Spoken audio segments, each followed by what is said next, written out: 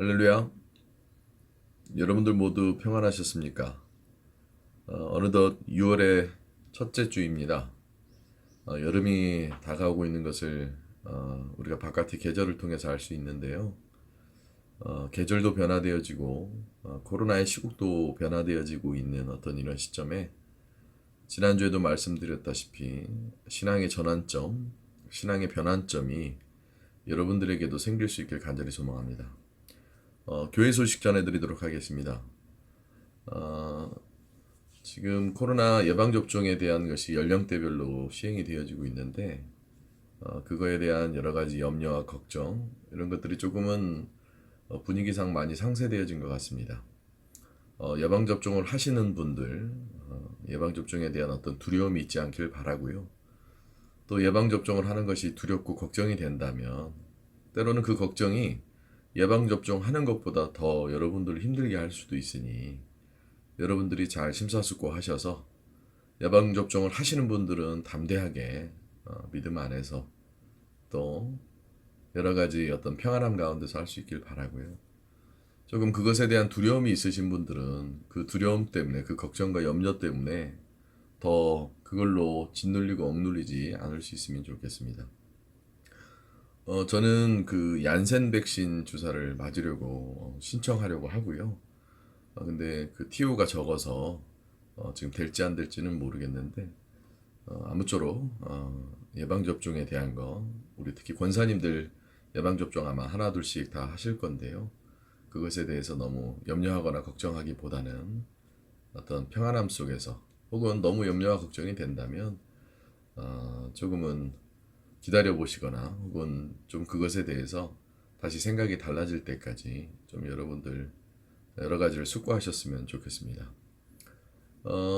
두 번째 소식은 이제 여름의 계절이 다가오는데요. 또 방심해서는 안 됩니다. 지금 확진자가 이렇게 좀 뭔가 정체되어져 있는 상황이긴 하지만 점점 사람들이 더 느슨해져서 이제 날씨도 좋아지고 이러다 보니까 야외 활동, 물론 마스크 착용은 이제 우리의 삶의 일부가 되어지긴 했지만 그래도 너무 방심하지 마시고 여름으로 어떤 방역 수칙을 잘 지킬 수 있으면 좋겠습니다. 오늘 우리 말씀 같이 보도록 하겠습니다. 오늘 말씀은 마태복음 강해를 이어서 계속 쭉 하겠는데요. 오늘 말씀은 마태복음 5장 13절부터 16절까지의 말씀입니다. 제가 대독하도록 하겠습니다. 13절입니다. 너희는 세상의 소금이니 소금이 만일 그 맛을 잃으면 무엇으로 짜게 하리요? 후에는 아무 쓸데없어 다만 밖에 버려져 사람에게 밟힐 뿐이라. 너희는 세상의 빛이라. 산 위에 있는 동네가 숨겨지지 못할 것이요 사람의 등불을 켜서 말 아래 두지 아니하고 등경 위에 두나니 이러므로 집안 모든 사람에게 비치느니라. 이같이 너희 빛이 사람 앞에 비치고 비치게 하여 그들로 너희 착한 행실을 보고 하늘에 계신 너희 아버지께 영광을 돌리게 하라. 우리가 쭉 연이어서 마태복음 강해를 하고 있는데요. 지난 시간은 이제 산상수훈에서의 팔복에 관한 이야기를 했죠. 그래서 복이 무엇인지 뭐 이런 것들.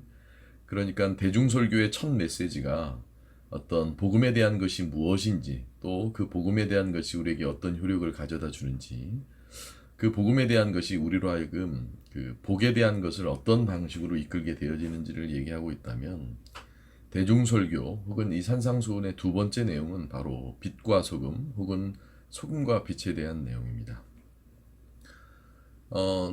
대중설교와 산상수훈에 대한 걸 누차 강조하지만 이것은 보편적으로 예수를 믿는 사람들 또 하나님을 아는 사람들에게는 누구나 적용되어야만 하는 예수님의 어떤 첫 인간을 향한 사람을 향한 어떤 메시지였기에 이것은 굉장히 중요하다라고 말씀을 드렸죠. 그 중요한 내용 중에 하나가 하늘에 관한 어떤 이해를 통한 우리의 복에 대한 관계라면 그 복을 받아야 될 우리의 존재가 어떠한 존재인지 왜 우리가 그 복음에 접한 하나님 나라에 대한 복이 우리에게 임해야 되는지에 대한 우리의 존재를 비유적으로 얘기한 것이 바로 이 소금과 빛 혹은 빛과 소금의 내용입니다. 그럼 왜 주님은 빛과 소금에 대해서 비유하셨겠습니까? 모르긴 몰라도 우리가 가장 접할 수 있는 것 중에 하나, 그것이 바로 빛입니다. 낮에는 해가 떠서 빛이 비치고요. 또 어두울 때도 빛이 없으면 우리는 아무것도 할 수가 없게끔 되어지죠. 빛이 중요하다는 건 알지만 빛이 너무나도 이렇게 보편화되어져 있다 보니까 그 빛에 대한 중요성을 우리가 잘 이렇게 느끼지는 못하고 살죠. 실제로 우주 모든 만물, 이 은하계, 우리 은하계 내에서 이 빛은 아주 중요한 우리 우주 만물을 운행하는 데 있어서 혹은 존재하는 데 있어서 아주 중요한 존재가 되어지는데 그 존재의 의미, 흔하지만 또 우리에게 너무 익숙하지만 혹은 우리가 어쩌면 잘 자각하고 있지 못한 그 중요한 존재, 그것이 바로 우리들과 같은 그런 존재임을 얘기하고 있는 것이죠. 빛과 소금. 이스라엘 사람들에게 빛과 소금은 아주 매우 흔한 것이었습니다. 그게 왜 그러냐면, 제가 성지순례를 갔다 왔을 당시 이스라엘을 가보면 어찌나 빛이 센지 어딜 가나 이 햇빛에 대한 것이 강하게 느껴지더라고요. 때로는 그 햇빛이 싫을 정도로 말이죠. 평야를 가든 어디를 가든 이렇게 성지순례라는 도중 내내 이렇게 차량 운전을 해서 이제 그 나라 차들은 이렇게 썬팅이 잘 안 돼 있는데 우리나라들이야 뭐 우리나라 사람들이 시커멓게 썬팅을 하고 차를 다니지만 햇빛 보호 차원도 있고 또 시야 보호 차원도 있고 또 내부에 있는 것이 비치지 않기 위해서 썬팅을 하긴 하는데 이 성지순례 다녔을 때 그 렌트한 차는 썬팅이 안 돼 있었어요. 그래서 제가 이렇게 성지순례를 다니는 와중에 이제 렌트한 차의 이렇게 뒷좌석에 잠깐 피곤해서 그 창가에 차 뒷좌석에 창가에 이렇게 머리를 기대고 누워서 잠깐 잠링이 들었었는데 어찌나 햇빛이 뜨거운지 그쪽만 새카맣게 탈 정도로 아주 후끈후끈 살이 타오를 정도로 그렇더라고요.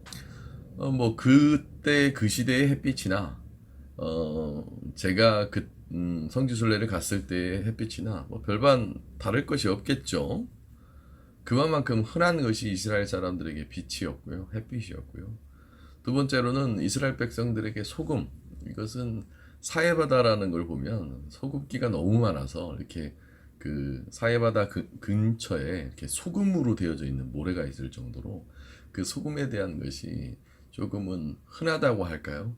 조금은 그 소금에 대한 것이 여러모로 다른 민족들, 그 시대에 살았었던 다른 나라나 다른 민족들보다는 조금 흔해 빠진 것이 되어질 수도 있어요. 물론 우리나라야 뭐 소금에 대한 것이 귀해서 염전 이런 것들 염전을 해야지만 염전에서 어떤 소금에 대한 어떤 그걸 발치할 수 있는 조건이 돼야지만 소금이 되어진다면 이스라엘은 사해바다에서 그냥 소금 덩어리가 있다 보니 흔한 것이 되어졌겠죠. 그래서 사해바다를 방문했었을 때 그 바다에 염분이 너무 높다 보니까 바다에 있으면 그냥 몸이 둥둥 떠오를 정도로 그리고 주변이 아주 흰색 소금 밭이 되어질 정도로 그렇게 소금이 흔했었던 거죠. 제 경험을 통해서 왜 이스라엘에서의 빛과 소금 또 시대적인 그때 당시나 지금이나 그것이 왜 흔했었는지를 말씀을 드리는지를 이해하시겠죠. 그만큼 그들에게 그것이 이렇게 희소성이 있는 것들이 아니었다라는 거예요. 이스라엘 백성들조차 오늘 주님이 너희들은 빛과 소금이다 혹은 소금과 빛이라 여기셨을 때 흔하지만 그 빛과 소금이 없이는 아무것도 할 수 없음을 빛의 역할을 소금의 역할을 필요로 한다라는 것이죠. 흔한 빛과 소금 근데 그 흔한 것이 우리에게는 너무나도 중요한 것임을 주님께서는 얘기하고 있는 겁니다. 그 말인즉슨 너희들은 빛과 소금인데 흔한 너희들이 없으면 혹은 너희들의 의미, 너희들의 존재가 없다면 그것은 아무것도 될 수 없는 그 무의미한 존재임을 이렇게 비유로 나타내는 겁니다. 그러니까 우리가 곧 그 복음에 대한 혹은 하나님 나라에 대한 빛과 소금의 역할, 어떤 그런 역할을 해야 됨을 얘기하고 있는 것이죠. 그 흔한 소금과 빛도 제 역할과 제 임무를 할 때에 그것이 보편적이지만 아주 특별한 의미 부여할 수 있는 아주 필수 불가결적인 것이 되어질 수 있음을 얘기하는 겁니다. 이것은 어떻게 보면 하나님을 믿는 사람들은 많으나 하나님을 아는 사람들은 많으나 그 하나님이 우리에게 어떤 제 역할을 해야 될지에 대한 여부를 우리 신앙 가운데 묻는 반문이기도 하죠.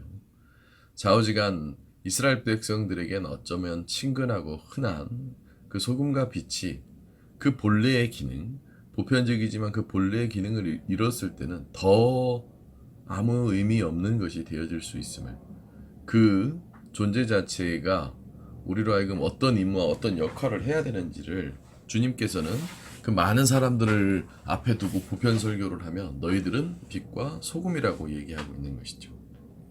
쉽게 예를 들어 봅시다. 여러분들이 빛이라 하고 여러분들이 소금이라 할 때 여러분들의 일상생활에서 여러분들에게 빛이 소중하다고 느끼며 살아갑니까? 혹은 여러분들이 소금이 소중하다고 생각하며 살아갑니까? 우리가 교회 이전을 하기 전에 교회 식당에 소금을 구입했는데 그 소금이 얼마나 오래된 소금인지 그 귀중하게 여기지 않을 거예요. 아마 그게 금덩어리였다면 모두 다가 그걸 귀중하게 여겼을 텐데 말이죠. 하지만 그럼에도 불구하고 우리의 일생생활 가운데 빛과 소금은 꼭 없어서는 안 되는 그런 존재죠. 그것은 우리의 존재 자체가 바로 하나님 앞에 혹은 주님 앞에 그러한 존재임을 주님은 우리로 하여금 인식시켜주기 위해서 이 빛과 소금에 대한 것을 얘기하고 있는 겁니다. 그러므로 우리가 빛과 소금의 역할을 하라 하는 주님의 어떤 그 메시지 안에는 보편적이지만 그 보편적인 것 안에 그 존재할 수밖에 없는 그들만의 특성, 그들만의 값어치를 잘 분산하며 발발하며 혹은 발생하며 살아가야 됨을 얘기하고 있는 것이죠. 넓은 의미로 얘기하면 앞전에 산상수훈의 팔복을 통하여서 하나님 나라와 하나님 나라에 속한 백성들이 어떤 의미로 인생을 살아가야 되고 삶을 살아가야 하는지를 얘기하면 이것은 우리로 하여금 그 하나님 나라의 백성들이 어떤 존재이며 어떤 역할을 해야 되는지를 얘기하고 있는 거예요. 다시 한번 말씀드립니다. 우리 예수 믿는 사람들이 어떤 존재이며 어떤 역할을 해야 되는지를 꼭 기억해야 되는 것이라는 거예요. 그러니까 앞에서 팔복에 관한 걸 얘기하며 우리의 존재, 우리의 존재가 하나님 앞에 어떤 의미인지를 또 어떻게 우리의 삶에 대한 존재를 느껴야 되는지를 얘기했다면 우리 존재가 어떤 존재인지를 주님께서 빛과 소금의 비유를 통하여서 얘기하고 있는 것이고 그 빛의 기능, 소금의 기능을 통하여서 우리 역할이 즉 그리스도인들의 역할이 무엇인지를 주님께서 얘기하고 있는 것이죠. 왜 주님께서 여러분들이 계속 이 강해를 들으면서 잊지 말아야 될 것은 왜 주님께서 산상수훈 그러니까 첫 사람들을 향한 이 대중설교 가운데 먼저는 하나님 나라 그리고 그 하나님 나라에 들어갈 수 있는 자들에 대한 복됨 그리고 우리 존재가 어떤 존재이며 어떤 역할을 해야 되는지를 왜 중요하게 다루는지를 한번 생각해 본다면 주님께서 이 첫 산상수훈과 첫 대중설교가 우리 신앙인들로 하여금 꼭 잊어서는 안 될 아주 중요한 것들을 얘기하고 있다는 걸 느낄 수가 있다는 거죠. 그러면 먼저 우리의 존재, 우리의 역할에 대해서 얘기하고 있는 것이 있는데 그것이 빛과 소금이라면 먼저는 소금을 통해서 비유로 드신 그 우리의 존재, 우리의 역할에 대해서 오늘 말씀을 통해서 먼저 보고자 합니다. 13절입니다. 너희는 세상의 소금이니 소금이 만일 그 맛을 잃으면 무엇으로 짜게 하리요? 후에는 아무 쓸데없어 다만 밖에 버려져 사람에게 밟힐 뿐이니라. 그러니까 우리의 존재를 먼저 소금으로 비유로 들어서 얘기하는데 소금의 본래 기능은 우리로 하여금 소금은 짠맛을 잃으면 아무 의미가 없다라는 걸 얘기하고 있는 거죠. 이건 무엇을 의미하는 거냐면 하나님의 피조물로서 피조물의 역할을 제대로 못한다면 그것은 아무 쓸모가 없이 버려진다라는 걸 얘기하는 거예요. 즉 하나님의 백성이라면 혹은 하나님의 창조물이라면 하나님을 믿는 사람들이라면 자기 존재를 자기 역할을 분명히 무엇인지를 알며 살아가야 된다라는 거예요.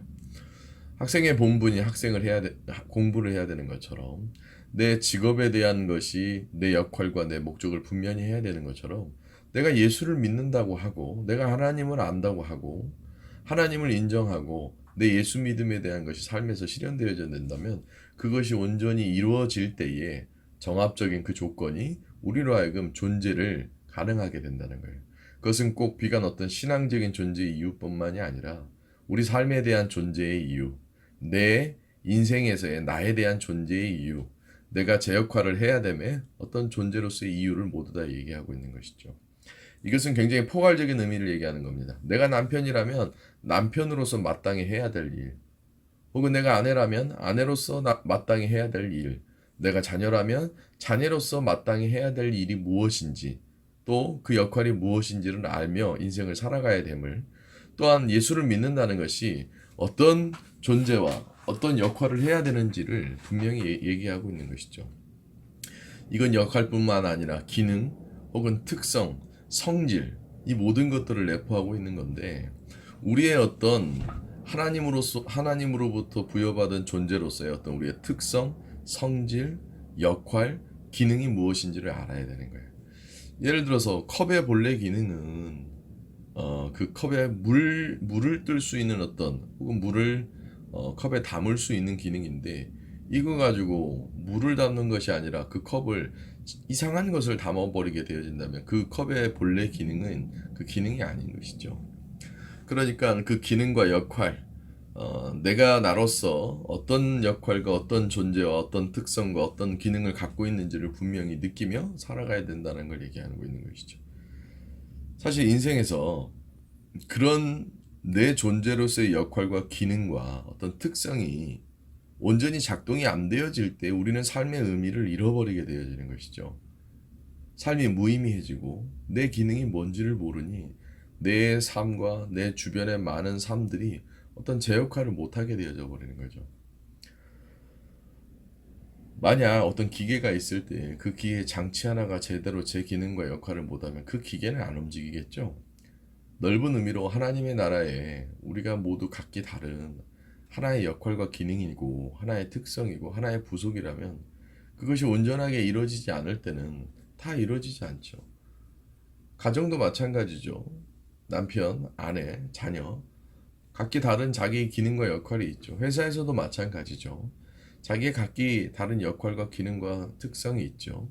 그런 것들이 이루어지지 않을 때 우리는 우리의 존재를 잃어버린다는 걸 얘기합니다.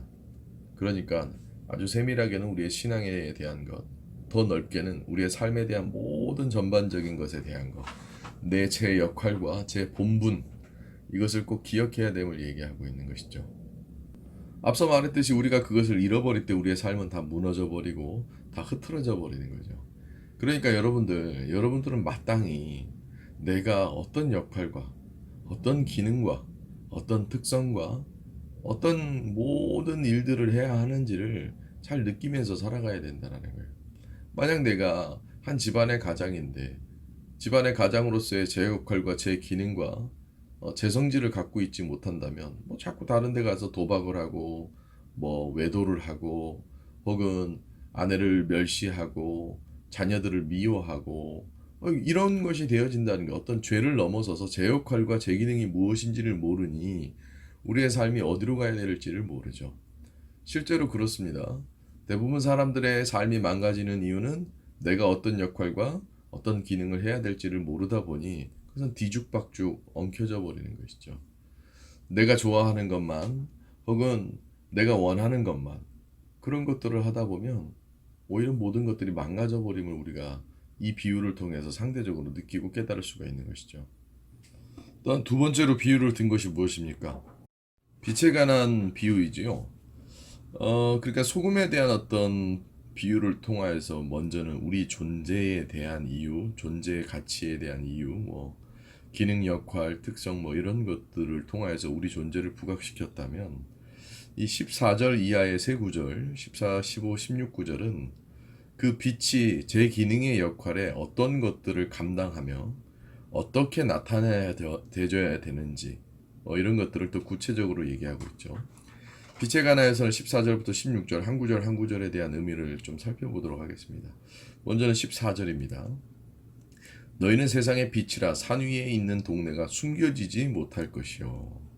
그러니까 제 기능과 제 역할을 하면 그 제 기능과 제 역할로서 뭐든지 문제가 생겨지지 않은 제 모습과 제 나타남이 제대로 된 나타남이 생겨질 수 있다는 걸 얘기하고 있는 겁니다. 그러니까 이건 좀 깊은 의미로 이 말씀을 보면 내가 온전한 내 존재의 이유로 하나님이 만드신 창조물로서의 존재의 이유를 깨달으면서 살아가면 내가 억울하더라도 억울한 일이 생길지라도 그 억울한 일이 빛비침에 그 억울한 일이 다 해결이 되어지고요.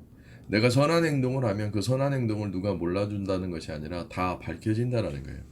어찌 보면 어두운 부분들에 대한 것이 어, 다 밝아질 수밖에 없는 어떤 그런 이유라는 거고요. 또 빛을 온전히 발산하고 있다면 그 온전히 발산하는 빛을 통하여서 내 존재 자체가 더 온전하게 나타내줄 수 있다라는 어떤 그런 의미를 얘기하고 있는 겁니다. 좀 말이 어려울 수는 있는데요. 쉽게 표현하면 이겁니다. 내가 제 기능을 하게 되어지면 그걸로 문제되어질 일들이 전혀 없다. 그러니까 쉽게 얘기해서 비유를 들자면 이런 겁니다. 여러분들이 전구인데 그 전구가 켜져야 될 때 제대로 켜지고 또 꺼져야 될 때 제대로 꺼지고 또 밝히 비춰야 될 곳을 제대로 밝히 비친다면 그 전구는 아무 문제가 없게끔 되어지는 거죠. 우리의 삶에도 그렇죠. 내가 온전하게 뭐든지 행한다면 그 행하는 것 자체가 문제가 되어질 수가 없음을 얘기하고 있는 겁니다. 억울한 일이 내 삶에서 누명을 쓰일 만한 일이 있다면 그 누명이 다 벗겨질 것이라는 것을 의미하는 거기도 하고요. 내가 정말 어두운 곳에 빛을 비췄다면 그 빛을 비침이 나의 이유임을 나타내고 있는 거예요. 그러니까 이건 어떻게 보면 하나님의 공의와 정의가 온전해진다는 것. 무슨 의미로? 내 존재 자체가, 내 기능 자체가, 나의 존재로서의 기능과 역할이 제대로 되어진다면 아무 문제가 생길 수가 없다는 것이죠. 설령 문제가 생기더라도 그 문제 생김이 나의 이유와 나의 잘못됨으로 누명으로 억울함으로 생기지 않을 것이라는 것이고 또 내가 누군가를 밝히 도와준다면 다 모든 것들이 그 도움에 대한 원인과 이유가 다 내 역할로 되어질 수 있다라는 걸 얘기하고 있는 거예요. 이건 좀 어려운 말로 얘기하자면 인지상정이 되어질 수밖에 없다는 겁니다.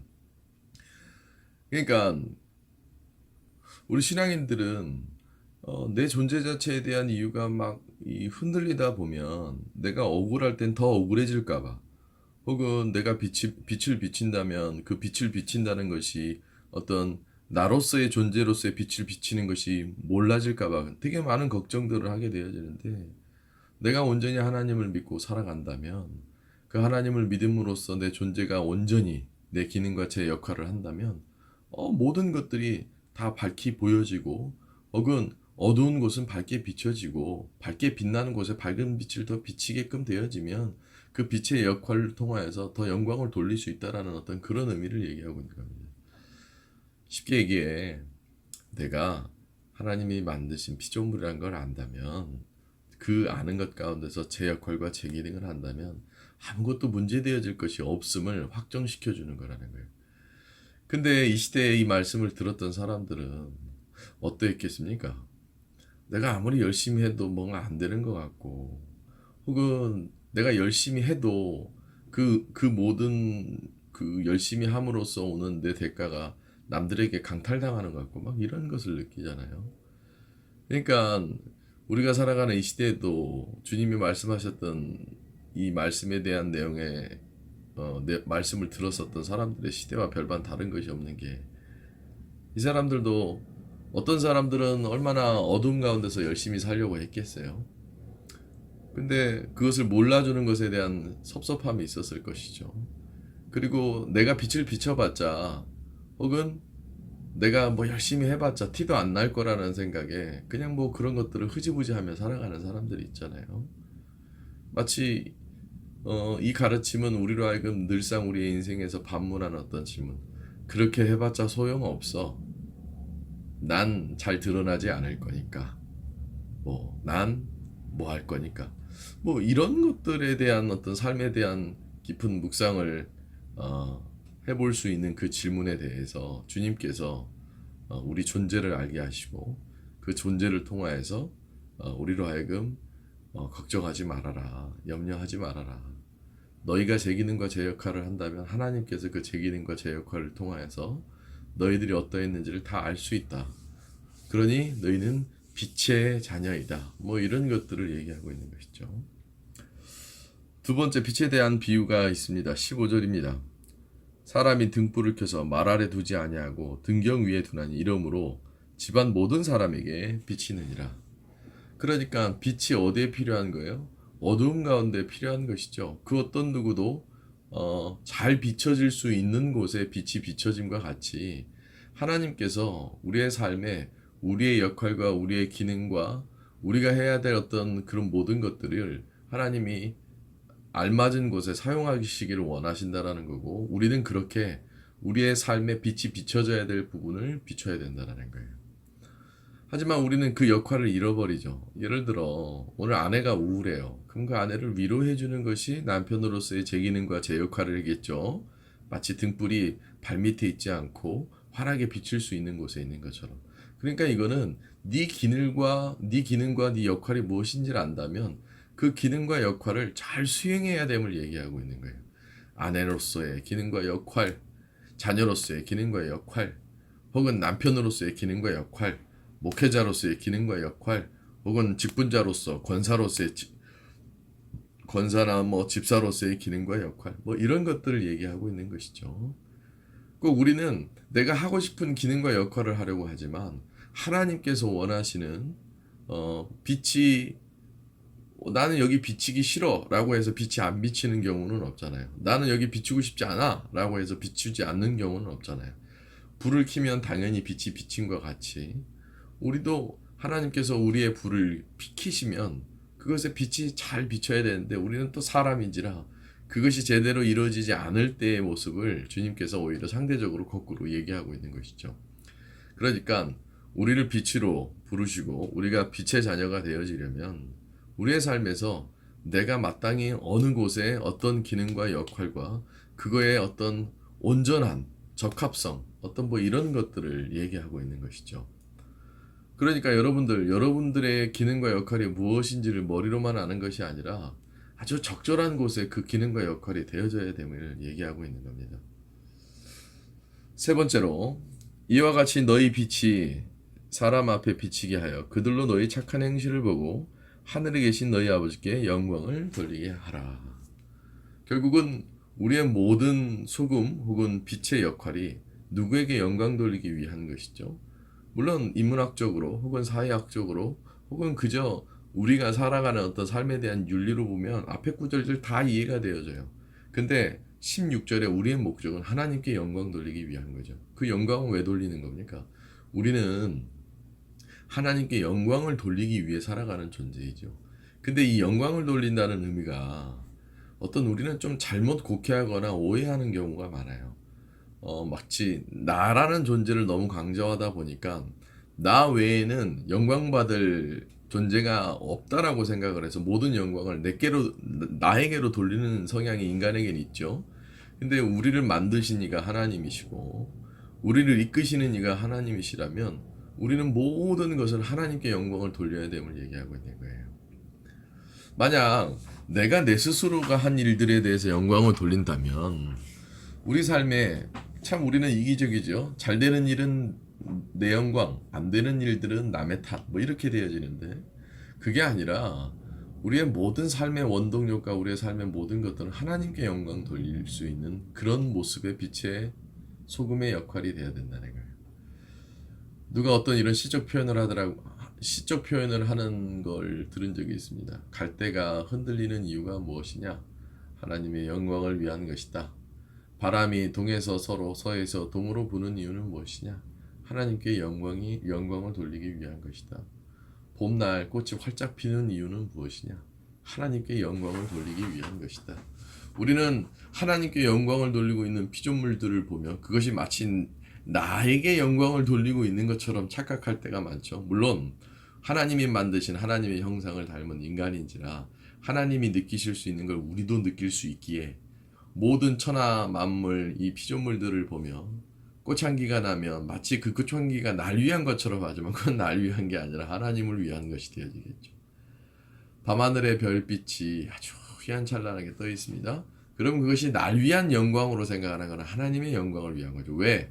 그 모든 것을 만들고 창조하신 이가 하나님이시니까요. 그러니까 나의 존재는 내가 스스로 존재하고 싶어서 존재한 게 아니잖아요. 하나님만이 유일하게 스스로 존재하실 수 있는 분이고 그 하나님에 의해서 창조된 피조물이 저희라면 창조된 모든 피조물들은 하나님의 사용 용도와 하나님께 영광을 돌리기 위한 것이 되어지겠죠. 우리가 토기와 토기장이에 대한 말씀을 성경을 통해서 들은 적이 있으실 텐데 토기장이가 토기를 왜 만들죠? 토기를 사용하려고 만드는 것이고 그 사용을 통해서 어떤 유익함을 얻기 위한 것이잖아요. 내가 예를 들어서 그릇을 만드는 사람인데 그릇을 만들었어요. 이거 내가 사용하려고 만든 거죠.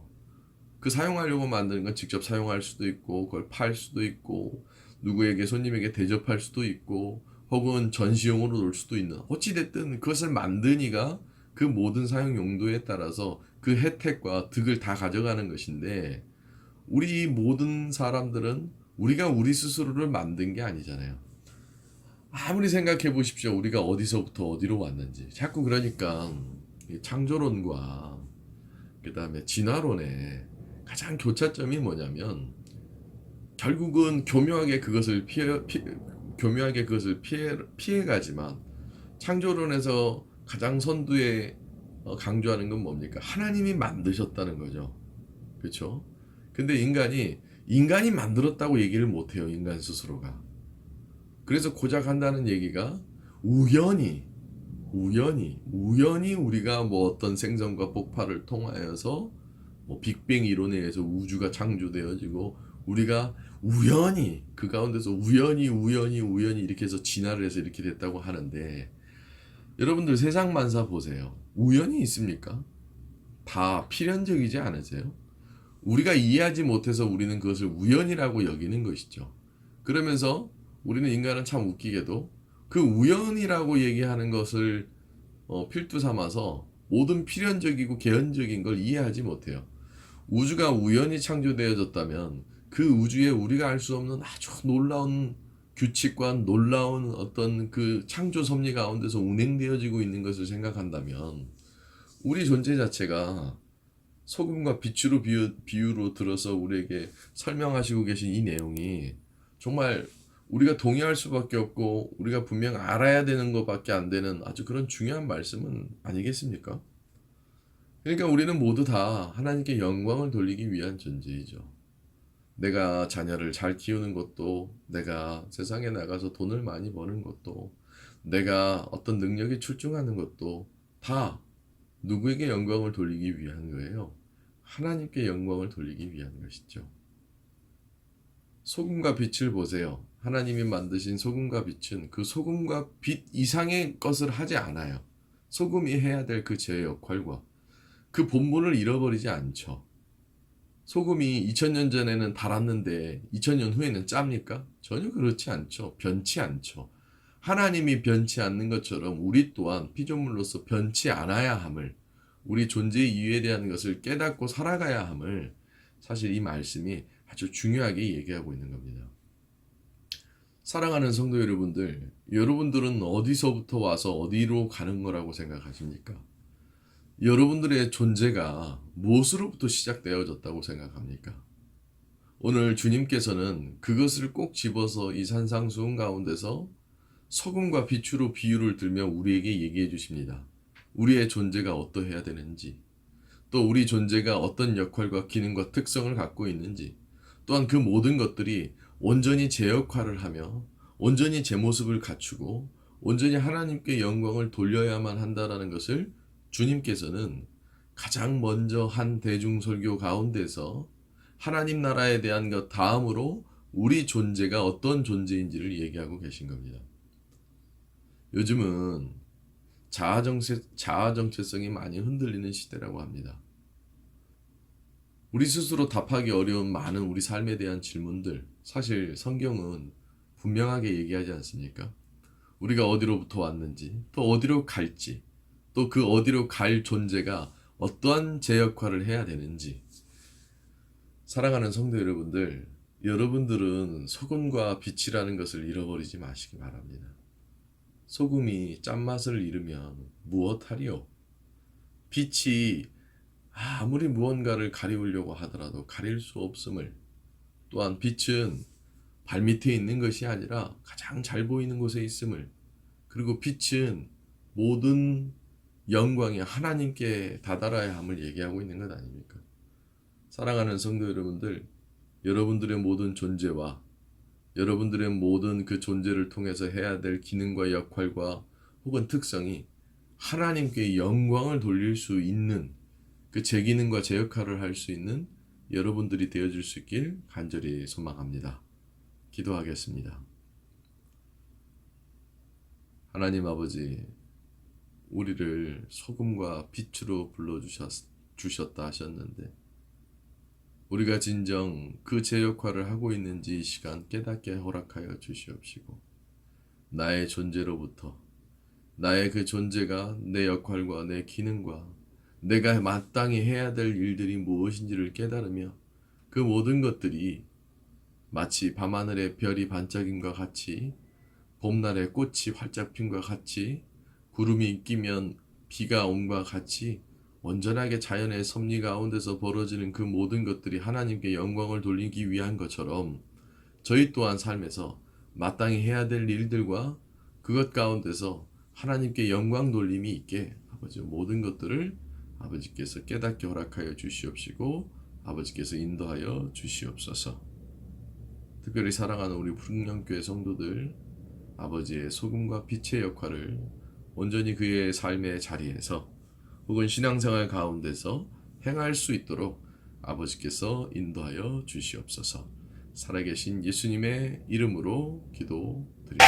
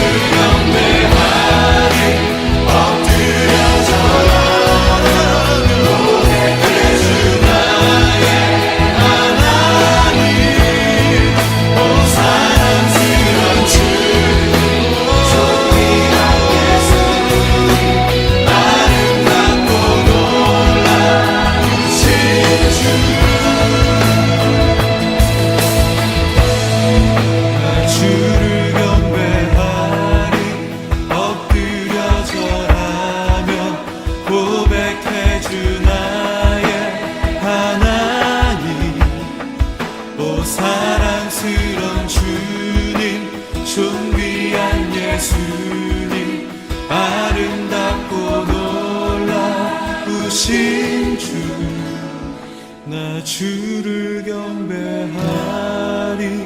엎드려 절하며 고백해 주 나의 하나님. 오 사랑스런 주님, 존귀한 예수님, 아름답고 놀라우신 주.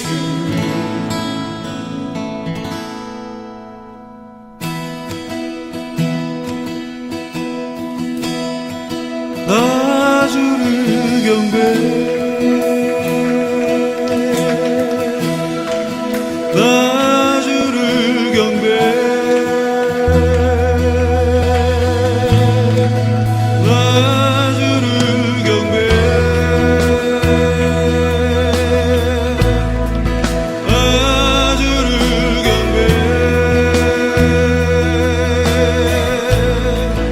나 주를 경배해.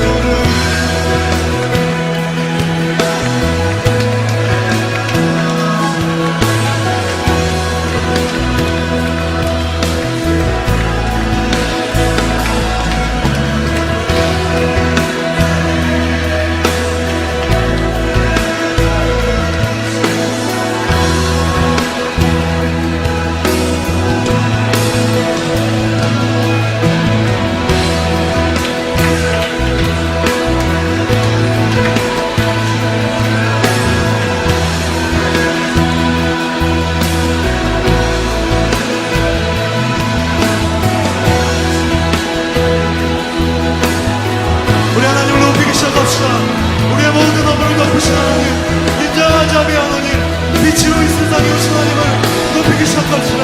우리의 새 노래로, 우리의 열정을 다해서 하나님 높이기 시작합니다.